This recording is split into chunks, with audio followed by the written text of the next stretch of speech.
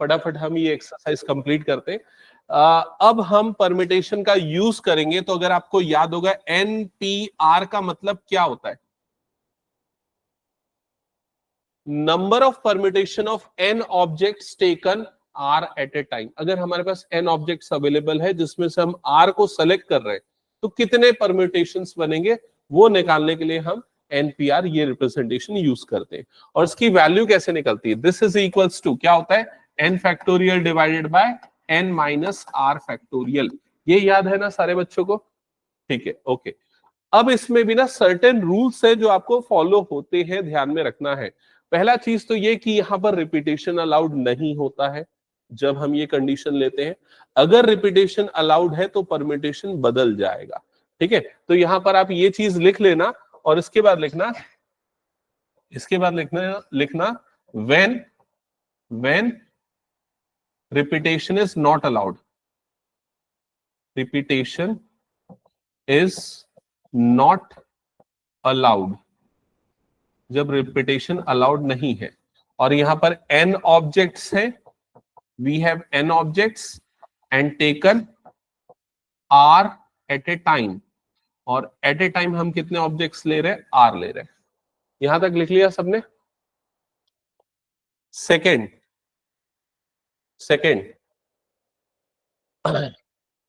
Case है n factorial, बस इतना लिखना n फैक्टोरियल। और यहां लिखना when repetition is not allowed,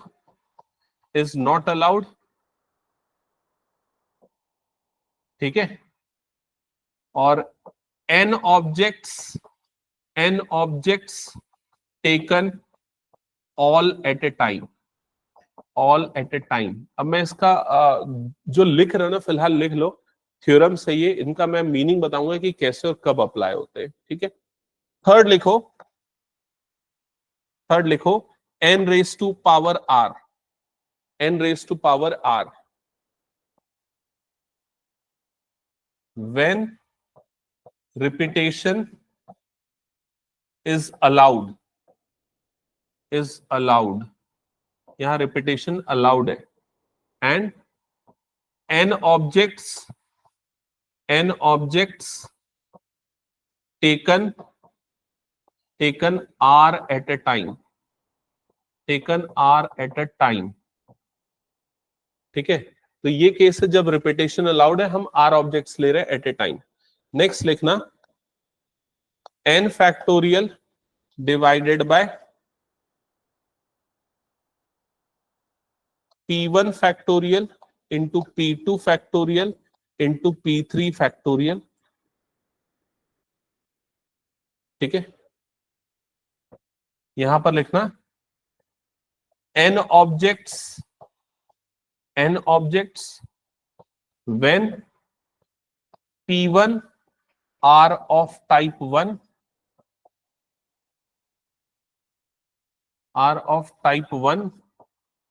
p2 are of type 2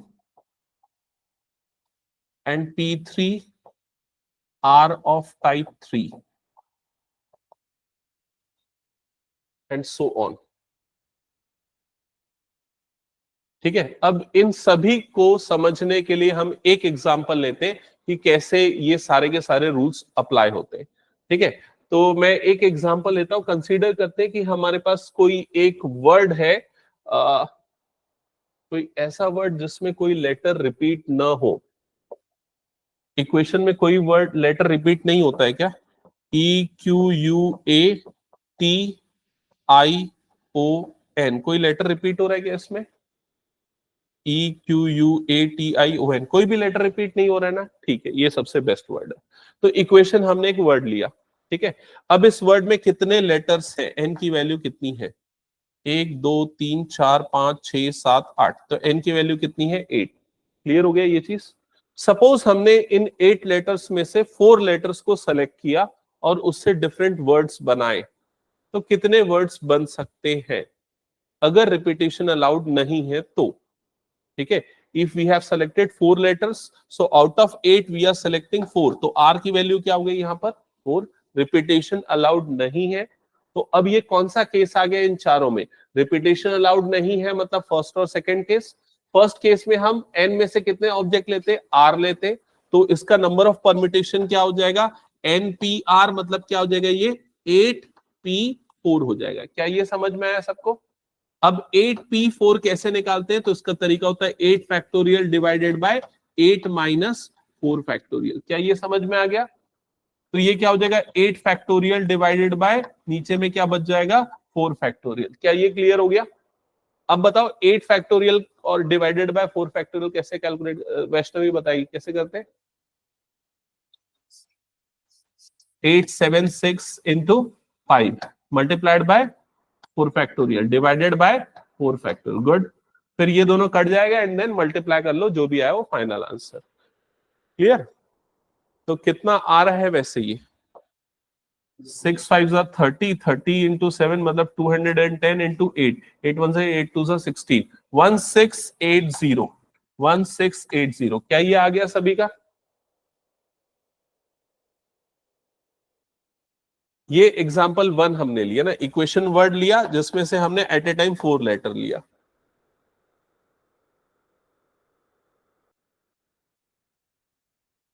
ये हटा दो, हो गया। तो example two we have this word equation. इसको लिखना, स्टेटमेंट लिखना ताकि समझ में कैसे पूछा जाएगा। How many words with and without meaning, how many words with or without meaning can be formed, can be formed from all the letters of the word equation, from all the letters of the word equation,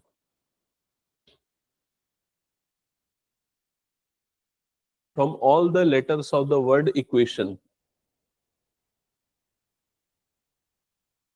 तो equation इस word के सारे letter को use करके हम कितने words बना सकते हैं? They can be with meaning और विदाउट मीनिंग। तो अब यहां पर हम कितने लेटर सेलेक्ट कर रहे हैं? पूरे। We have 8 letters and we are selecting all at a time. So ये कौन सा केस हो गया हमारा? सेकेंड वाला case. When repetition is not allowed, n objects taken all at a time. तो ऐसे केस में परम्यूटेशन कैसे निकलता है? एन फैक्टोरियल से। क्लियर हो गया? तो यहां पर इसका परम्यूटेशन क्या हो जाएगा? एन की वैल्यू कितनी है? तो यहाँ एन की वैल्यू कितनी है? 8।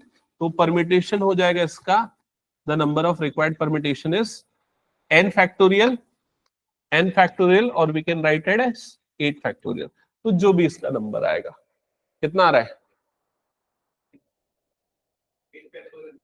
हाँ,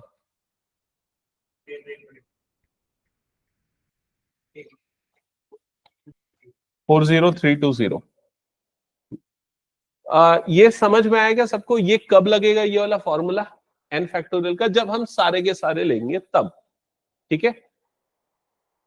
अब नेक्स्ट केस कौन सा है? देखो यहां पर नेक्स्ट केस है व्हेन रिपीटेशन इज अलाउड और हम taken r at a time. ठीक है। तो इसका क्वेश्चन कैसे बनेगा मैं बोल रहा हूं, सुनना ध्यान से।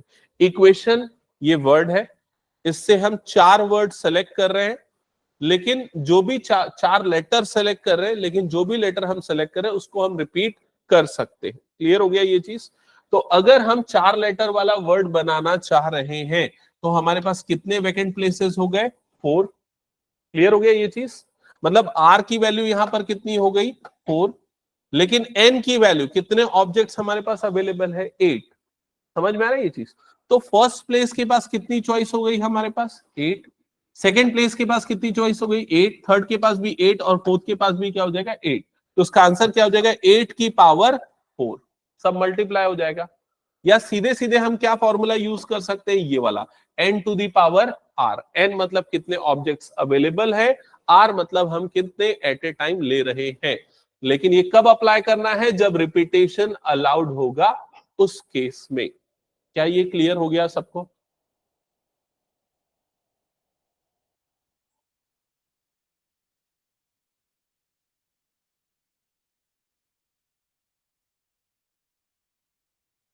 तो 2 raised to power 12 आएगा इसका वैल्यू 10 to 4032, 40 कुछ आएगा ना। 4096, हाँ। अब लास्ट एग्जाम्पल समझते हैं, लास्ट एग्जाम्पल क्या है ना। लास्ट एग्जाम्पल एक ऐसा केस है जिसमें जो हम ऑब्जेक्ट्स ले रहे हैं उसमें सेम टाइप के ऑब्जेक्ट्स आए। अब मैं इसके लिए एक वर्ड बदलता हूं, नया वर्ड लेता हूं, इलाहाबाद, ALLAHABAD, इलाहाबाद। मैंने एक ये वर्ड लिया, इलाहाबाद वर्ड, है ना। अब इसमें एन की वैल्यू क्या है, कितने लेटर्स अवेलेबल है, कितने ऑब्जेक्ट्स अवेलेबल है, 1 2 3 4 5 6 7 8 9, तो एन की वैल्यू क्या हो गई यहां पर 9। लेकिन अगर यहां पर देखेंगे कुछ लेटर्स कुछ ऑब्जेक्ट्स एक ही जैसे हैं, जैसे ए और ये 3 ए है, तो ए को अगर अरेंज करा जाए तो एक जैसे, और भी एक ए, 4 है, ए एक जैसे, तो ये सेम टाइप के ऑब्जेक्ट्स है, टाइप 1 वाले ऑब्जेक्ट्स है। तो यहां पर जो P1 है ना, तो P1 की वैल्यू हम क्या ले लेंगे 4, क्योंकि ए हमारे पास 4 बार आ रहा था इसलिए।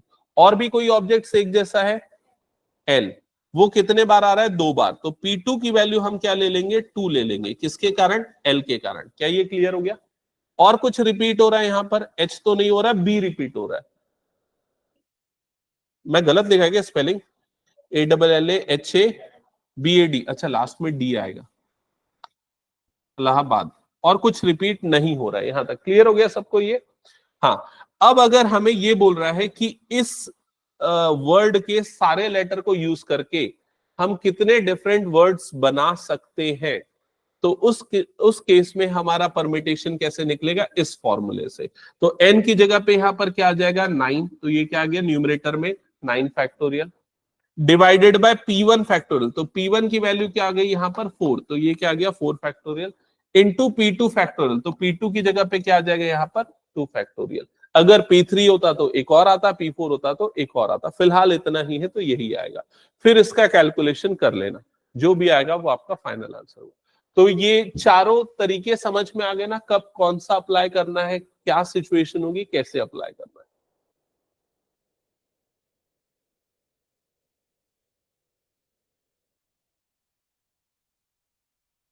तो चलो अब हम प्रॉब्लम स्टार्ट करते हैं सॉल्व करना। ये इरेज कर दो पूरा। तो फर्स्ट क्वेश्चन सामने आपको दिख रहा है, आप एक बार इसको पढ़ो और ट्राई करो सॉल्व करने का।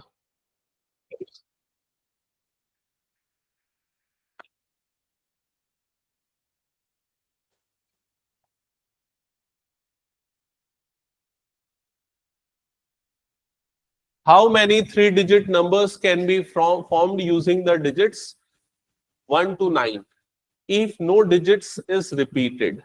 तो हमारे पास अवेलेबल ऑब्जेक्ट्स कितने हैं, एन की वैल्यू कितनी है बताओ। एन की वैल्यू हो गई 9, तो लिख लो क्वेश्चन में एन इज इक्वल टू 9। ठीक है, अब हमें जो नंबर बनाना है वो 3 डिजिट वाला नंबर है, तो आर की वैल्यू क्या हो गई 3, तो लिख लो आर इज इक्वल टू 3। अब इसमें कौन सा केस लग रहा है, रिपीटेशन अलाउड है क्या, नहीं है, तो कौन सा केस लगेगा, फर्स्ट वाला केस, जिसमें हम सीधे क्या लगाएंगे एनपीआर लगाएंगे, मतलब क्या हो जाएगा 9p3 हो जाएगा। Clear,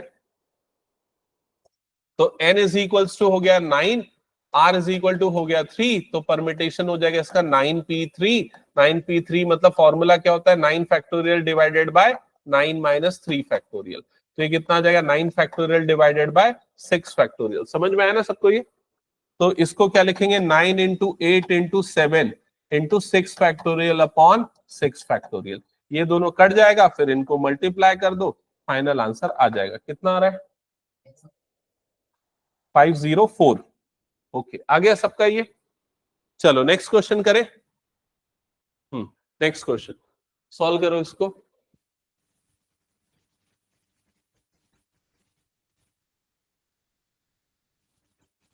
how many 4 digit numbers are there with no digit repeated.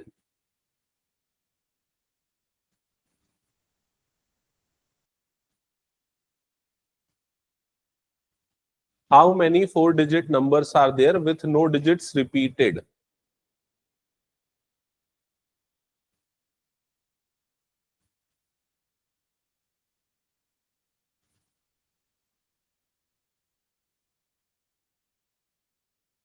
किससे बन रहा है ये,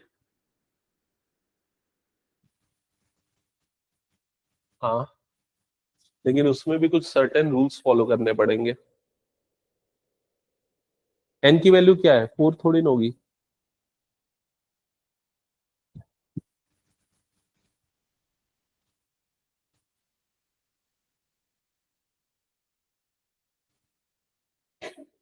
चलो मैं समझाता हूं, पहली बार इस टाइप का क्वेश्चन है तो एक बार समझो इधर।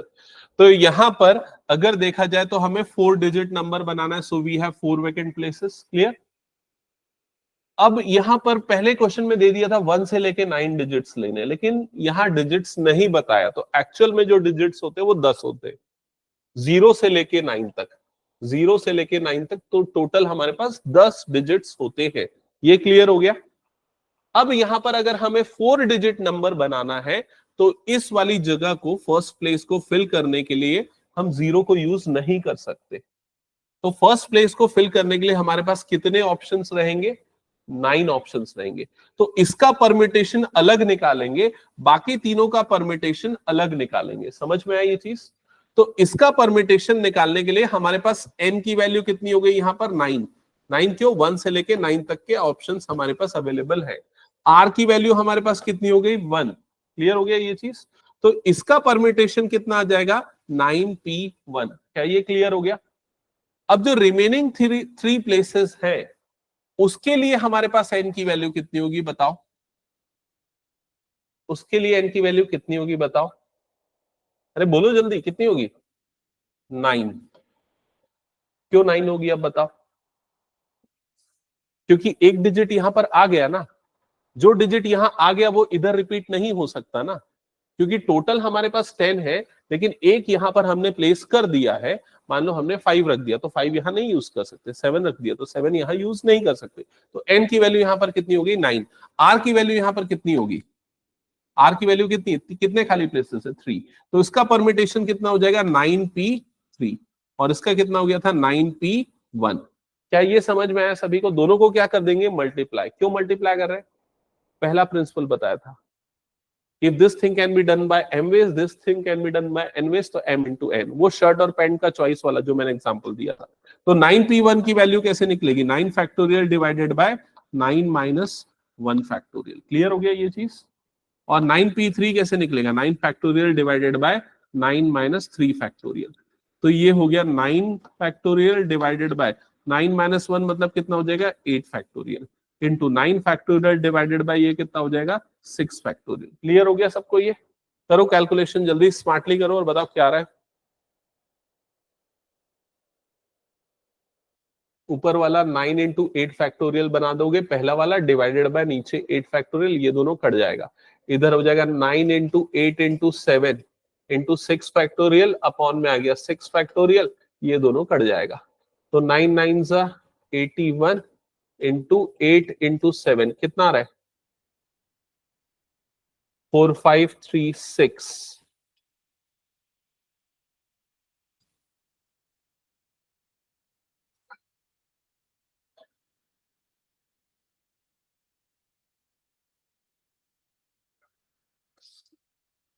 हो गया सबका ये। तो समझ में आ गया ना लॉजिक क्या लगाना है। चलो नेक्स्ट क्वेश्चन पे आगे बढ़े। नेक्स्ट क्वेश्चन ये है,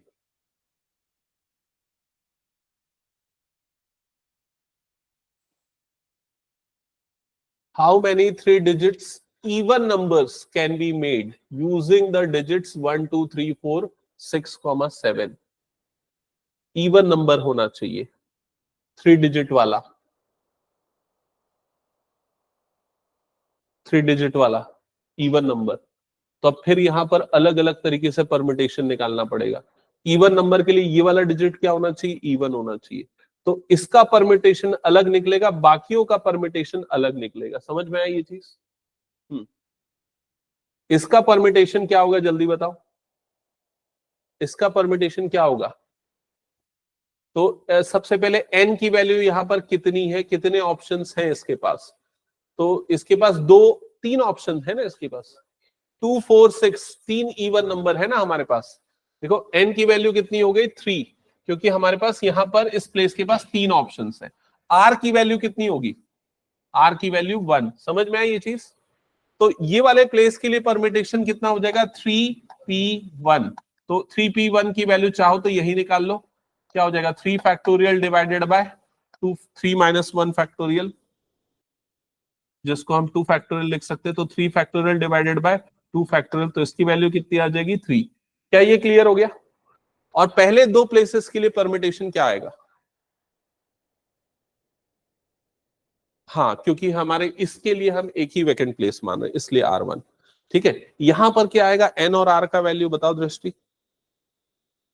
अब N की वैल्यू यहां के लिए हम पूरे टोटल काउंट कर लेंगे तो 1 2 3 4 5 6 हो गया, लेकिन एक हमने यहां पर यूज कर लिया है, रिपीटेशन अलाउड नहीं है, तो यहां पर N की वैल्यू एक कम हो जाएगी, तो 6 में से एक कम हो जाएगी, मतलब कितनी हो जाएगी 5 हो जाएगी। और R की वैल्यू यहां कितनी होगी 2 हो जाएगी, क्योंकि यहां पर कितने ऑब्जेक्ट्स ले रहे हैं, 2 ऑब्जेक्ट्स ले रहे हैं। तो अब इसमें परमिटेशन क्या आ जाएगा 5p2, क्लियर हो गया? तो ये हो जाएगा 5 factorial divided by 5 minus 2 factorial, तो जाएगा 5 factorial divided by 3 factorial. 5 factorial को हम लिखेंगे 5 into 4 into 3 factorial by 3 factorial, clear हो गया? ये दोनों कट जाएगा, 5 4 का कितना हो गया 20, तो इसका परमिटेशन आया 20, इसका परमिटेशन आया 3, दोनों को मल्टीप्लाई कर दो तो आंसर कितना आएगा 60। क्लियर हो रहा है ना लॉजिक? जाने क्लियर है ना?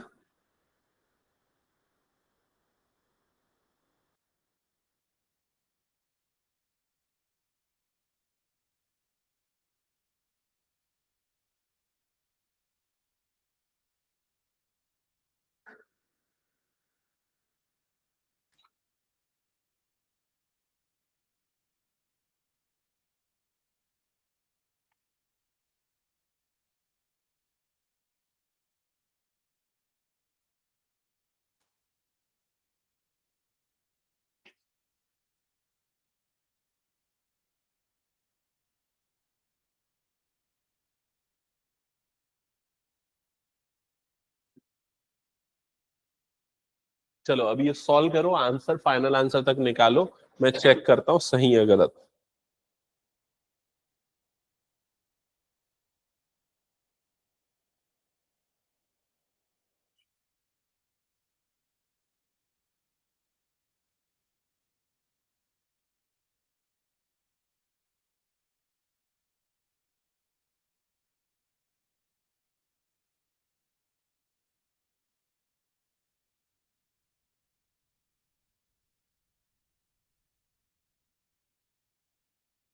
इसमें दो आंसर आएंगे, पहले में टोटल कितने नंबर बनेंगे, दूसरे में कितने इवन नंबर बनेंगे। हाँ वैष्णवी, फर्स्ट का आंसर आ गया, सार्थक फर्स्ट का।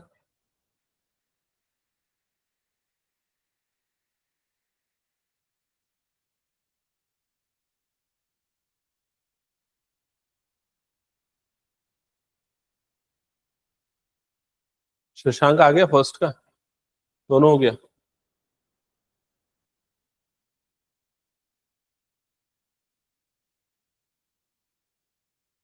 सेकेंड पार्ट का क्या आंसर है?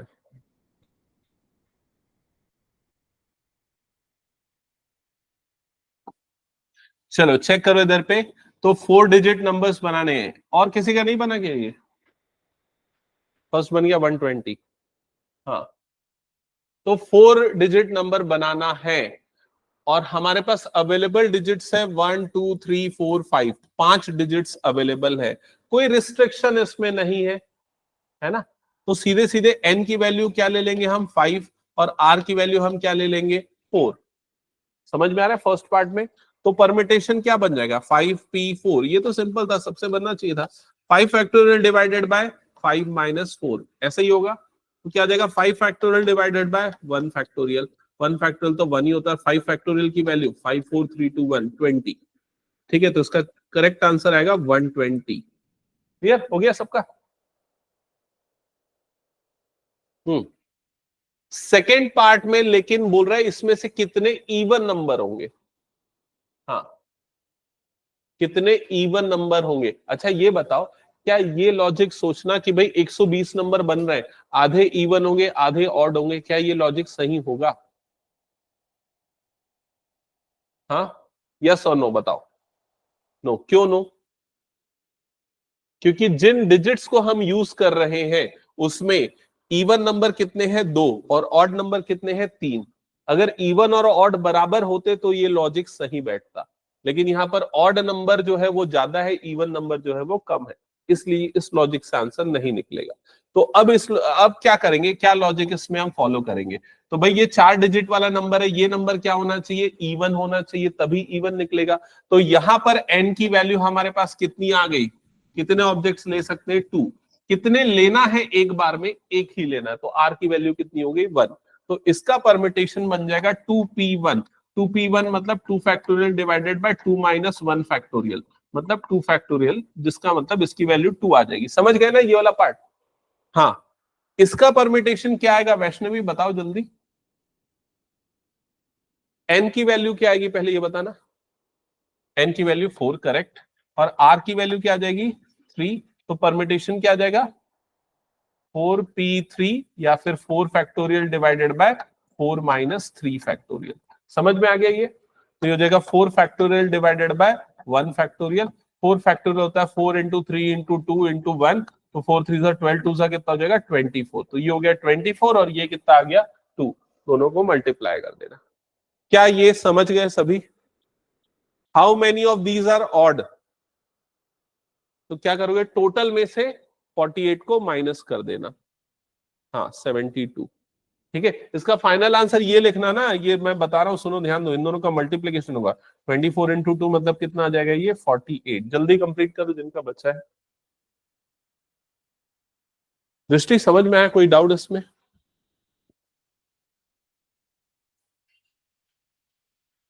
देखो अगर कोई भी नंबर इवन नंबर है या नहीं वो डिसाइड होता है सिर्फ इस प्लेस से। जैसे कि अगर मान लो मैंने लिखा 5132, ये नंबर इवन नंबर है, तो यस कौन डिसाइड किया, ये डिसाइड किया। ठीक है, तो यही प्लेस के लिए हम परमिटेशन अलग निकालेंगे और बाकी सारे प्लेस के लिए परमिटेशन हम अलग निकालेंगे, क्योंकि इवन नंबर डिसाइडिंग ये वाला है। इसलिए मैंने इसके लिए लगाया 2p1 और इसके लिए लगाया 4p3। और इसमें कुछ प्रॉब्लम वैभवी, कोई डाउट इसमें। ठीक है चलेगा, लेकिन क्या लॉजिक समझ में आया, नहीं आया। और किसको किसको प्रॉब्लम जा रहा है, धन्या। चलो ठीक है, एक एक और नया क्वेश्चन लो, तुम लोग ट्राई करो। ठीक है, फिर उसके बाद देखते हैं। ये वाला क्वेश्चन बाकी लोग भी ट्राई करो और तुम लोग भी ट्राई करो एक बार।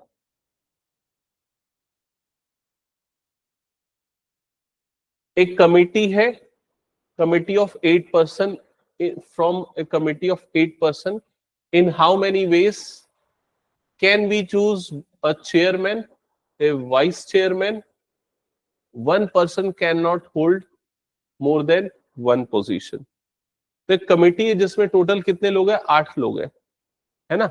तो यहां पर मैं ये मान लेता हूं P1 P2 P3 ऐसा करते टोटल हमारे पास 8 पर्सन है, P8 है ना।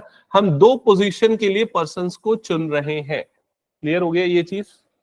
ठीक है, एक प्रेसिडेंट वाली पोजीशन है और दूसरी वाइस प्रेसिडेंट वाली पोजीशन है। क्लियर हो गया ये चीज। अब इसमें ये बोला है कि एक आदमी 2 पोजीशन नहीं ऑक्यूपाई कर सकता। इस चीज का या इस स्टेटमेंट का मतलब है कोई भी एक ऑब्जेक्ट 2 बार नहीं आ सकता। क्लियर हो गया ये चीज, मतलब रिपीटेशन अलाउड नहीं है। ठीक है, अब हम ये देखते हैं कि इन 2 प्लेसेस को फिल करने के लिए हमारे पास कितने ऑप्शंस अवेलेबल है। तो 8। तो यहां पर n की वैल्यू हम क्या ले लेंगे, 8 ले लेंगे। ठीक है, अब इसमें से कितने लोगों को चुनना है, r की वैल्यू कितनी है वो डिसाइड करना है। तो r की वैल्यू यहां पर क्या हो गई 2। क्या ये समझ में आ गया। तो इसका परमिटेशन कैसे निकलेगा, तो ये आ जाएगा 8p2। क्या ये क्लियर है। अब 8p2, हाँ R1 क्यों होना चाहिए, नहीं नहीं तुम ये गलत समझ रही हो। R मतलब क्या होता है, कितने लोगों को हम सेलेक्ट कर रहे हैं, है ना। अब हमारे पास 2 जगह है, तो हम 8 में से 2 लोगों को सेलेक्ट कर रहे हैं। वो एक पर्सन वो ये बोल रहे हैं ना, एक पर्सन 2 पोजीशन नहीं ले सकता। उसका मतलब ये है कि यहाँ पर P1 सेम पर्सन नहीं आ सकता। वो बोलने का मतलब है रिपीटेशन जो है वो अलाउड नहीं है। ठीक है। अगर तुमको परमिटेशन के सेंस में इसको लिखना नहीं आ रहा तो मैं दूसरा तरीका बताता हूं, सुनो कैसे। अगर मान लो मैं प्रेसिडेंट का सिलेक्शन करने जा रहा हूं तो मेरे पास टोटल कितने लोग अवेलेबल है, 8। तो यहां पर कितना ऑप्शन आ गया, 8 ऑप्शन। मैं वाइस प्रेसिडेंट का सिलेक्शन करने जा रहा हूं तो मेरे पास अब 8 नहीं, मेरे पास 7 लोग बच गए। तो यहां पर कितना आ गया, 7 आ गया। तो इन दोनों को मल्टीप्लाई कर दो, 8 7 सा कितना हो गया, 56 हो गया। ये विदाउट यूजिंग दिस फॉर्मूला। अब यूजिंग दिस फॉर्मूला करोगे तो क्या हो जाएगा, टोटल कितने अवेलेबल है अपॉन टोटल कितने वैकेंट प्लेसेस है। तो यहां पर फॉर्मूले में क्या होता है, 8 factorial divided by 8 minus 2 factorial, ऐसे ही हो जाता है। तो कितना हो जाएगा, 8 factorial divided by 6 factorial. 8 factorial को क्या लिखते हैं, 8 इंटू 7 इंटू 6 फैक्टोरियल, बाय में क्या आ जाएगा, ये 6 फैक्टोरियल। ये दोनों कट जाएगा, 8 7 सा कितना हो गया, 56। दोनों तरीकों से सेम आंसर निकलेगा। क्लियर हुआ ये। चलो नेक्स्ट क्वेश्चन पे आते हैं। ये तो मेरे ख्याल से बना चुके हम पिछले क्लासेस में। हाँ, ये वाले क्वेश्चन इंपॉर्टेंट है, याद रखना, ये हमने बनाया हुआ है। चलो इस क्वेश्चन पे आ जाते हैं।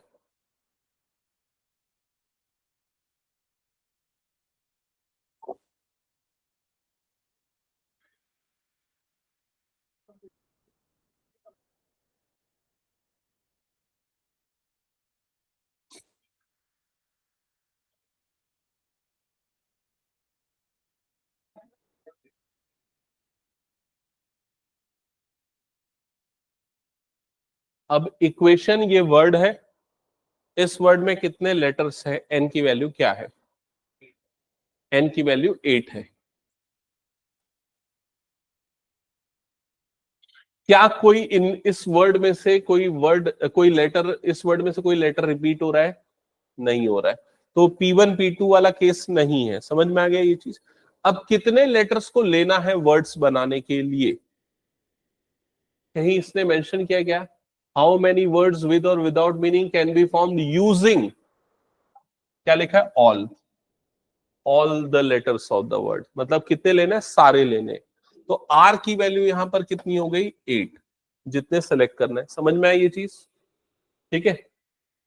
Using each letter exactly once, exactly one use होगा एक लेटर, इसका मतलब इनडायरेक्टली उसने क्या बता दिया, रिपीटेशन अलाउड नहीं है। क्लियर हो गया ये चीज।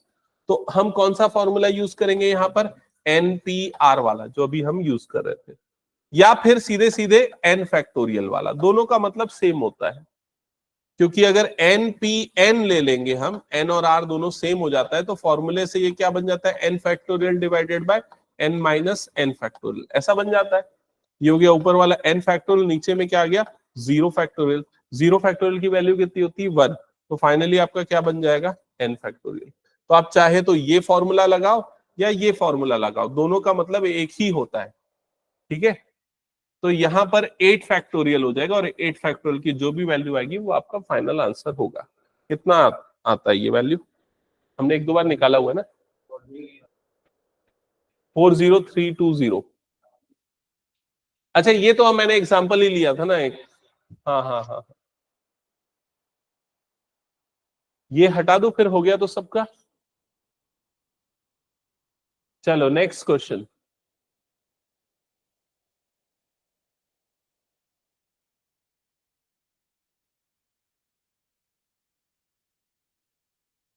हाउ मेनी वर्ड्स विथ और without meaning can be made from the letters of the word Monday.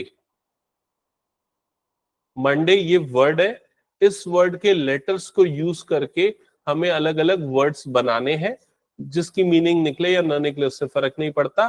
But इसमें फर्स्ट पार्ट में क्या बोल रहा है, 4 letters are used at a time. हाँ, तो अब मैं जिससे पूछता हूँ वो बताते जाना। फर्स्ट केस में दृष्टि तुम बताओ पहले, मंडे है ना, इसके इसमें कितने लेटर्स हैं, 1 2 3 4 5 6, तो 6। तो n की वैल्यू क्या हो गई यहाँ पर, 6 नंबर ऑफ ऑब्जेक्ट्स। क्लियर। अब हमें जो नया वर्ड बनाना है वो कितने लेटर का होना चाहिए, 4 लेटर्स का यूज होना चाहिए। तो r की वैल्यू क्या हो गई, 4। ये चीज क्लियर हो गई ना, जितने ले रहे हैं हम, ठीक है। अब इसमें ये देखो कि क्या रिपीट हो सकते हैं लेटर्स या नहीं, तो नहीं हो सकते। क्लियर हो गया।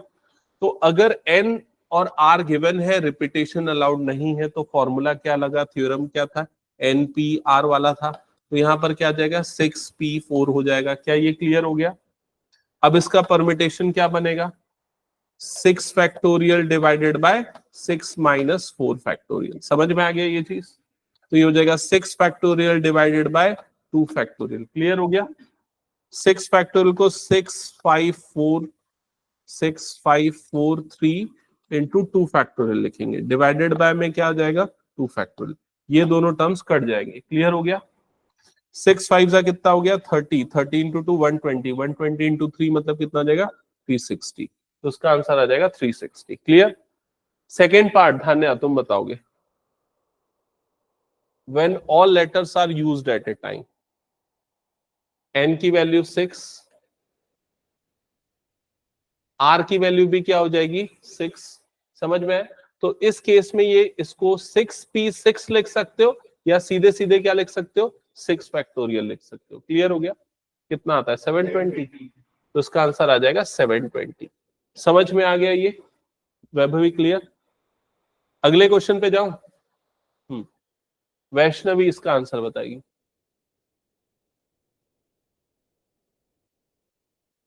यार ये तो बड़ा मुश्किल वाला क्वेश्चन है। इस क्वेश्चन को हम अलग अलग पार्ट्स में लिखते हैं, ठीक है? तो पहले ना ये वर्ड लिखो तुम लोग, मिसिसिपी।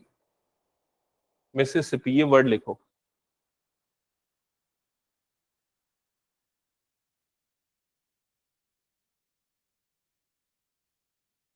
लिख लिया मिसिसिपी? अब इसका फर्स्ट पार्ट रहेगा question, how many words, how many words with or without meaning, with or without meaning can be formed, can be formed from all the letters of the word, from all the letters of the word। Note कर लिया सबने? How many words with or without meaning can be formed using all the letters of the word। इस word के सारे letter को use करके कितने words बनाए जा सकते हैं जिनकी मीनिंग निकले या न निकले। तो इस वर्ड में सबसे पहले आप n की वैल्यू बताओ, n की वैल्यू क्या है। तो 1 2 3 4 5 6 7 8 9 10 11, n की वैल्यू आ गई 11, है ना? अब ये कौन सा वाला केस आता है, स्टार्टिंग